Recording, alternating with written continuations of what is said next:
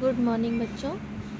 आज हम next question बताने जा रहे हैं। क्वेश्चन है, द्रव के गतिज आणविक सिद्धांत के प्रमुख आधारों की व्याख्या कीजिए। द्रव द्रव मतलब ठोस, द्रव, गैस, तीनों इसमें आ जाता है। द्रव के गतिज आणविक सिद्धांत के प्रमुख आधारों की व्याख्या कीजिए। तो ये क्वेश्चन है। तो द्रव की गतिज आणविक सिद्धांत द्रव की भौतिक गुणों की व्याख्या करने में अत्यंत उपयोगी होते हैं। तो ये क्वेश्चन, इसका आंसर है, द्रव अत्यंत छोटे छोटे कणों से मिलकर बने होते हैं जो स्वतंत्र अवस्था में रह सकते हैं। इन कणों को अणु कहते हैं। कोई भी हमारा द्रव है, ठोस, द्रव, गैस, तीनों ही अवस्थाओं के जो तीनों ही अवस्थाएं होती हैं वो अत्यंत छोटे छोटे कणों से मिलकर बने होते हैं, जिनको कि हम अणु कहते हैं। और ये जो अणु होते हैं ये कैसे होते हैं? कठोर होते हैं, चिकने होते हैं और पूर्णतः प्रत्यास्थ गोले की भांति होते हैं। कठोर और चिकने और पूर्णतः प्रत्यास्थ होते हैं। द्रव के जो अणु होते हैं इनके मध्य में स्थान होता है जिसे अंतरा आणविक स्थान या इंट्रामोलिकुलर स्पेस बोलते हैं। द्रव के मध्य अणुओं में आकर्षण तथा प्रतिकर्षण बल कार्य करते हैं। द्रव के अणुओं के मध्य आकर्षण को अंतरा आणविक आकर्षण या संसर्जक बल कहते हैं। द्रव के अणु निरंतर गति करते रहते हैं जिसके कारण इनमें गतिज ऊर्जा होती है। द्रव का ताप बढ़ाने पर इनके अणुओं की गतिज ऊर्जा बढ़ जाती है।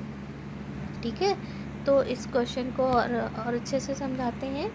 क्या होता है कि जो हमारे द्रव के अणु होते हैं, कोई भी द्रव के, ठोस, द्रव, गैस, तीनों की ही अवस्थाओं में इनमें क्या होता है, ये छोटे छोटे कणों से मिलकर बने होते हैं। ठीक है, ये ऐसे ऐसे छोटे छोटे कणों से मिलकर बने होते हैं। इनके बीच में क्या होता है? अंतरा आणविक, ये जो स्थान होता है, बीच में जो गैप होता है, इसे बोलते हैं अंतरा अणुक स्थान। अंतरा अणुक स्थान बोलते हैं। ठीक है, और ये जो कण होते हैं छोटे छोटे, इनको बोलते हैं अणु। क्या बोलते हैं? अणु। ये बहुत छोटे छोटे कणों से मिलकर बना होता है जिन्हें अणु कहते हैं। इनके बीच में जो गैप होता है, स्थान होता है, उसे बोलते हैं अंतराणुक स्थान। इसके बाद नेक्स्ट पॉइंट था कि ये जो पार्टिकल्स होते हैं, कण होते हैं, ये बंधे कैसे होते हैं? ये इनके बीच में आकर्षण बल होता है। ये एक दूसरे को नॉर्मल कंडीशन में ये एक दूसरे को अट्रैक्ट करते हैं, जिसकी वजह से ये बंधे होते हैं। अगर ये अट्रैक्शन फोर्स ना हो तो ये पूरा फ्रीली होकर एक अलग अलग ये घूमेंगे। लेकिन नॉर्मली इनके बीच में अंतराणुक स्थान के होता है, और जो अणु होते हैं इनके बीच में एक आकर्षण बल कार्य करता है। इसे संसर्जक बल या कोहेसिव फोर्स भी बोलते हैं। इसे संसर्जक बल या कोहेसिव फोर्स भी बोलते हैं। और ये जो अणु होते हैं ये क्या करते हैं? ये अपनी दोनों ओर क्या होते हैं, थोड़े थोड़े से मूव करते रहते हैं, गति करते रहते हैं, जिसकी वजह से इनके पास गतिज ऊर्जा होती है। और अगर इसका हम टेम्परेचर बढ़ा दें तो क्या होगा? अणुओं की गतिज ऊर्जा बढ़ जाएगी। नॉर्मल तुमने अक्सर देखा है कि अगर हम किसी भी चीज़ को गर्म करते हैं तो क्या होता है, ताप बढ़ाएंगे यानी गर्म करेंगे यानी ताप बढ़ाएंगे, तो इनके अणुओं की गतिज ऊर्जा क्या हो जाएगी? बढ़ जाएगी। अगर थोड़ा सा गर्म करेंगे तो उनमें और गतिज ऊर्जा बढ़ जाएगी, उनकी गति तेज होने लगेगी।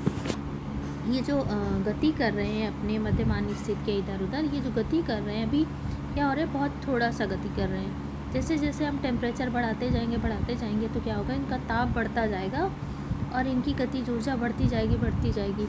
एक ऐसी कंडीशन आएगी कि जो भी ठोस है वो क्या होगा, लिक्विड में चेंज होगा। और अधिक ताप बढ़ाएंगे तो क्या होगा, ये गैसियस अवस्था में चेंज हो जाएगा। ये था हमारा गतिज आणविक सिद्धांत के कुछ आधार। इसके बाद हम नेक्स्ट क्वेश्चन देखते हैं क्या है। नेक्स्ट क्वेश्चन है, गतिज आणविक के आधार पर, गतिज आणविक सिद्धांत के आधार पर द्रव्य की ठोस अवस्था की व्याख्या कीजिए। अब क्या है, धीरे धीरे हम तीनों अवस्थाओं की व्याख्या करेंगे। पहले हम द्रव्य की ठोस अवस्था की व्याख्या करते हैं। द्रव्य की ठोस अवस्था में द्रव्य के अणु एक दूसरे के बहुत निकट होते हैं, अर्थात इसमें अंतराणु के स्थान बहुत कम होता है। अंतराणु स्थान कम होने के कारण अंतराणुक आकर्षण बल बहुत अधिक होता है। इसमें गति करने की स्वतंत्रता बहुत कम रहती है। इस प्रकार इनकी स्थितिज ऊर्जा बहुत अधिक होती है और गतिज ऊर्जा बहुत कम होती है। गतिज ऊर्जा और ये तथा ये अपनी मध्यमान स्थिति के दोनों ओर सीमित स्थान में ही गति करते हैं। इस कारण ठोस का आकार तथा आयतन निश्चित रहता है। अंतराणु के स्थान कम होने के कारण ठोस का घनत्व प्रायः अधिक होता है, परंतु जल के केस में बर्फ का घनत्व काफ़ी अपेक्षा कम होता है। ठीक है, क्या होता है कि ये जो ठोस होता है, ठोस में क्या होता है, इनके तुम नॉर्मल सी तुम देखोगी कोई भी ठोस अवस्था में, बर्फ़ की बात छोड़ो और कोई भी ठोस देखोगी, उनके क्या होंगे, पार्टिकल्स बहुत करीब करीब होते हैं, बहुत पास पास होते हैं। इनके बीच में जो गैपिंग होती है वो बहुत कम होती है, जिसकी वजह से इनका आकर्षण बल जो होता है, आकर्षण होता है, ये काफ़ी अधिक होता है। इनमें गति करने की स्वतंत्रता बहुत क्या होती है, कम होती है। जब गति करने की स्वतंत्रता कम होगी तो जाहिर सी बात है इनकी गतिज ऊर्जा कम होगी और स्थितिज ऊर्जा अधिक होगी, और ये बहुत सीमित स्थान में, बहुत लिमिटेड स्थान में ही गति कर पाते हैं। ठीक है, जब इनके अगल बगल कोई स्थान ही नहीं तो गति का नहीं कर पाएंगे। मान लो अगर ये खूब सारी लड़कियां बैठी हैं, अगर खूब सारी लड़कियां हैं तो क्या करेंगी, एक दूसरे से घुस घुस के बैठेगी, क्या हिल डुल भी नहीं पाएंगी। ये जो ठोस होता है, ठोस में होता क्या है कि जो पार्टिकल्स होते हैं, छोटे छोटे कणों से जो मिलकर बना है, जिन कणों से मिलकर बना है, ये बहुत पास पास होते हैं, बहुत पास पास होते हैं, जिसके कारण इनमें क्या होता है, गति करने की स्वतंत्रता बहुत कम होती है। गति करने की स्वतंत्रता कम होने के कारण ये क्या करते हैं, अपने एक लिमिटेड स्थान पर ही ये गति करते हैं, लिमिटेड स्थान पर ये गति करते हैं।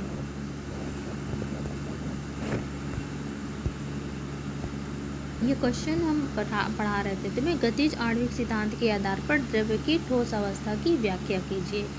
तो इस क्वेश्चन में क्या था कि ठोस के बारे में हमें इसकी व्याख्या करनी है।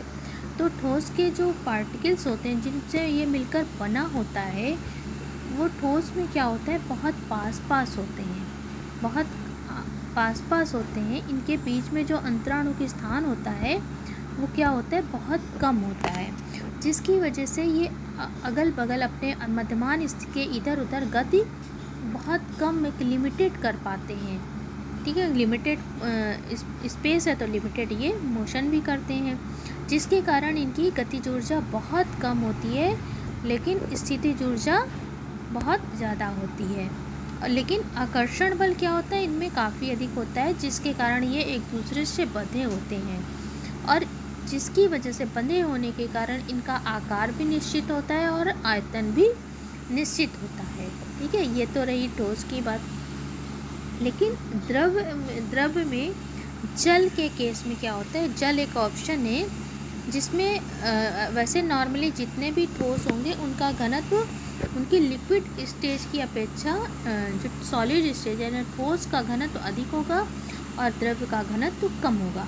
लेकिन तुम्हारा जो बर्फ़ के केस में, जल के केस में होता क्या है, बर्फ़ का घनत्व जल के घनत्व से कम होता है। फिर इसके बाद नेक्स्ट क्वेश्चन है, ये बात तुमने कभी भी देखा होगा, नॉर्मली अगर घनत्व, अगर हम जल में अगर हम बर्फ़ को डालेंगे तो क्या होगा, कभी तुम इस बात का एक्सपीरियंस करके देखना। अगर बर्फ़ का टुकड़ा अगर पानी में डालोगे तो पानी अगर ये ठोस है और ये लिक्विड है, इसको नीचे चला जाना चाहिए था, लेकिन ये नीचे नहीं जाता, ये बर्फ़ का टुकड़ा पानी में तैरता रहता है, ऐसा क्योंकि इसका घनत्व पानी के घनत्व से कम होता है। फिर नेक्स्ट क्वेश्चन है, गतिज आणविक सिद्धांत के आधार पर द्रव्य की द्रव अवस्था की व्याख्या कीजिए। बिल्कुल उसी तरह है, कंपैरिजन करके तुम याद कर सकती हो। तो क्या है, द्रव्य के अणुओं के बीच में अंतराणु स्थान अपेक्षाकृत यानी ठोस की अपेक्षा क्या होता है, ज़्यादा होता है। मतलब इसके जो पार्टिकल्स होते हैं थोड़े दूर दूर होते हैं, थोड़े ठोस की अपेक्षा इसमें दूर होते हैं, जिसकी वजह से ये क्या होता है, अपने दोनों ओर अच्छे से गति कर पाता है। ठीक है। और आकर्षण बल, अंतराणु का आकर्षण भी क्या होता है, ठोस की अपेक्षा इसमें कम होता है। और द्रव्य के अणुओं में गति करने की स्वतंत्रता ठोस की अपेक्षा अधिक होती है। इस कारण द्रव्य की स्थितिज ऊर्जा कम तथा गतिज ऊर्जा अधिक होती है। गतिज ऊर्जा अधिक होने के कारण ये अनियमित गति करते रहते हैं और परस्पर टकराते रहते हैं और एक दूसरे के ऊपर फिसलते रहते हैं। क्या होता है कि जो पार्टिकल्स होते हैं लिक्विड में, द्रव में, वो क्या होता है, क्योंकि ये गति कर रहे होते हैं, इनको गति करने की स्वतंत्रता काफ़ी ज़्यादा होती है।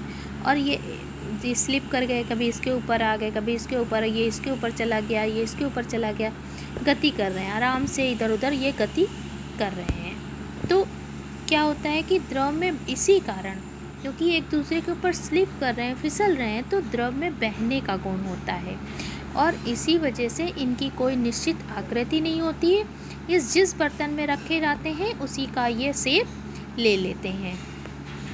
और द्रव के अणुओं की गतिज ऊर्जा, पृथ्वी के द्रव की जो अणुओं की गतिज ऊर्जा होती है पृथ्वी के गुरुत्वाकर्षण के कारण तथा अंतराणु आकर्षण के कारण स्थितिज ऊर्जा से अधिक नहीं होती, अतः ये अपना तल छोड़कर नहीं जाते। हाँ, इसमें क्या होता है कि इनकी जो गतिज ऊर्जा होती है, गतिज ऊर्जा तो ही है, अब इनके पास कोई भी पार्टिकल है तो उस पर कौन कौन से बल लग रहे हैं। एक बल तो इनका गतिज ऊर्जा, गति के कारण इनकी एक गतिज ऊर्जा इनके पास है। दूसरा, इनके ऊपर एक आकर्षण, गुरुत्वाकर्षण फोर्स भी लग रहा है, यानी पृथ्वी अपनी ओर खींच भी रही है। एक और कौन सा है, अंतराणु आकर्षण बल भी इनमें ठोस की अपेक्षा भले कम है लेकिन है। इन दोनों का जो योग होता है वो गतिज ऊर्जा से अधिक होता है, गतिज ऊर्जा से अधिक होता है, जिसकी वजह से ये अपना तल छोड़कर नहीं जाते हैं और इनका आयतन क्या होता है, निश्चित होता है। इसको और अच्छे से क्लियर करते हैं तुम्हें। मान लो ये तुम्हारे ये द्रव है, कोई लिक्विड है और ये रखा हुआ है, ठीक है। अब ये जिस पॉट में इसको हम रख दिए हैं, इनके बीच में कुछ आकर्षण बल भी लग रहा है, ये एक दूसरे को अट्रैक्ट कर रहे हैं, एक दूसरे को ये अट्रैक्ट कर रहे हैं, ठीक। और इसके अलावा इनके ऊपर पृथ्वी भी अपना एक फोर्स लगा रही है, गुरुत्वाकर्षण फोर्स लगा रही है, ठीक। एक बल ये हो गया। दूसरा, ये मूव कर रहे हैं, दूसरा ये मूव भी कर रहे हैं, जिसके कारण इनके पास गतिज ऊर्जा भी है। ये एक गतिज ऊर्जा है और इनके बीच में आकर्षण बल है और एक गुरुत्वाकर्षण। गतिज ऊर्जा अगर ज़्यादा हो जाएगी तो ये क्या करेंगे, अपना तल छोड़कर भाग जाएंगे, यानी इवापरेट हो जाएंगे, वायु में चले जाएंगे। लेकिन अभी क्या है, अगर हम टेम्परेचर बढ़ाएंगे तब, अभी नॉर्मल कंडीशन में अगर हमने कोई लिक्विड रख दिया है तो वो क्या करेगा, थोड़ा सा इधर उधर फिसलेगा, बहेगा, लेकिन अपना तल छोड़कर ये नहीं जाएगा, अपना तल छोड़कर ये नहीं जाएगा, क्योंकि उनके ऊपर एक गुरुत्वाकर्षण फोर्स भी लग रहा है और इसके अलावा इन दोनों के बीच में पार्टिकल्स के बीच में आकर्षण भी हो रहा है। गतिज ऊर्जा का मान उन दोनों के योग से क्या है, कम है, जिसकी वजह से ये अपना तल छोड़कर नहीं जा पाते। इस वजह से इनका आयतन निश्चित होता है।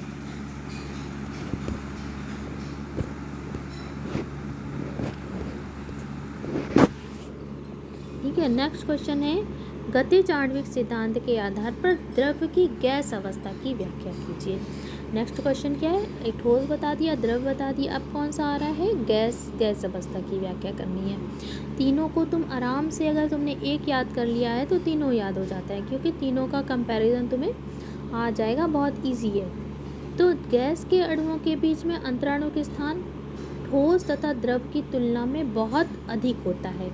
गैस के अणु क्या होते हैं, इनके पार्टिकल्स क्या होते हैं, काफ़ी दूर दूर होते हैं, एकदम दूर दूर। इनके बीच में अंतराणु के स्थान बहुत ज़्यादा है, अंतराणु के स्थान क्या है, बहुत अधिक होता है।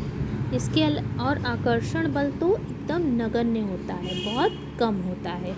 और अणुओं में स्वतंत्र गति करने की स्वतंत्रता बहुत अधिक होती है, जिसकी वजह से इनकी स्थितिज ऊर्जा बहुत कम और गतिज ऊर्जा बहुत अधिक होती है। और ये पूर्णतः स्वतंत्र होते हैं, अगर इनको जरा सा भी छूट मिलेगी तो ये तुरंत भाग जाएंगे। ये क्या होगी, अपनी जिस सरफेस में है उस सरफेस को छोड़कर तुरंत चले जाएंगे। गतिज ऊर्जा अधिक होने के कारण गैस के अणु परस्पर बर्तन की दीवार से तथा आपस में टकराते रहते हैं, सभी दिशा में स्वतंत्रता पूर्वक अनियमित रूप से क्या कर रहे हैं, टकरा रहे हैं, गति कर रहे हैं, जिसके कारण गैसों में द्रव की भांति बहने के कारण का गुण होता है। इनकी आकृति निश्चित नहीं होती, अर्थात जिस बर्तन में रखे जाते हैं उसमें पूरी तरह से ये फैल जाते हैं। इनका ना आयतन निश्चित होता है, ना ही इनका कोई आकार होता है। और ये जैसे ही थोड़ा सा स्वतंत्रता इनको मिलती है, अगर इनके पॉट को उसका पॉट के ढक्कन को खोल दिया जाए, लिड हटा दिया जाए, तो ये तुरंत क्या होगा, पॉट को छोड़कर चले जाएंगे। ठीक है, ये 3 क्वेश्चन मैंने तुमको समझाया, इसको लर्न करना है। और ये बहुत इजी चैप्टर है, कोई भी इसमें ऐसा कोई कॉन्सेप्ट बेस्ड क्वेश्चन नहीं है, सब लर्न करने वाली चीज़ें हैं। इसे जल्दी से ख़त्म कर लो। ठीक है।